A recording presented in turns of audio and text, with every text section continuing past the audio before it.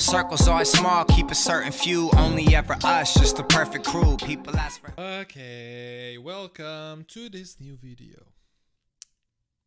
Yeah, welcome. No big deal, no waving the hands and stuff like all the famous YouTubers. No, just welcome to the new video. That's it. Some of you guys have been asking me how I did my settings, my OBS streaming settings. So this is for a GTX 1080 Ti from MSI. Let's start off with output because that's one of the things that you need to have. So I have soundtrack 4. This depends on your audio settings. Mine is 4. Usually people have it at 1. Modus is advanced. So output mode is advanced. Encoder. I use my processor, even though I have a Ti. My processor is an Intel Core i7 8700K, and it's water cooled, so the temperatures stay way lower even under load. So I use the CPU for decoding, even though I could also use the graphics card. So if you have a 1080 Ti and not a good processor, or less of a processor than an i7 8700K, I would recommend you to stream on NVENC. For now, I'm using my processor, but I can show you guys the settings in NVENC. So, full screen, of course. So, scale the output to, of course, full HD, which is what we're going to do next, is change the bitrate to 6000. I use 6000. It's the most. You have more settings, but you can go way more depending on YouTube or Twitch.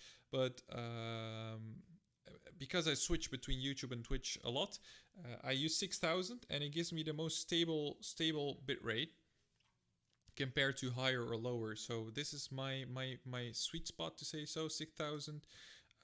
Keyframes interval 0. I use preset as standard. Profile is main. Level auto. 2-pass encoding checked. GPU 0 and B-frames 2. Because I use my processor all the time, I switch it back to my processor with, again, 6000 CBR as a rate control CBR, 6000 as a bit rate. CPU settings is very fast. You can go lower. The lower you get is the higher the quality, but the more pressure your processor and etc. takes. So I have it at very fast, which is actually more than enough. Profile none. Everything just basic or standard. After that, well, audio isn't that. For the video part, I just have this on full HD, base resolution, output resolution also full HD. Then I have a filter.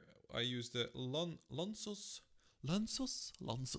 sharper filter, sharper/scale 32 samples. That's really important. And I have my own custom FPS, which is 60. And that's about it. I don't have anything special set up besides these things.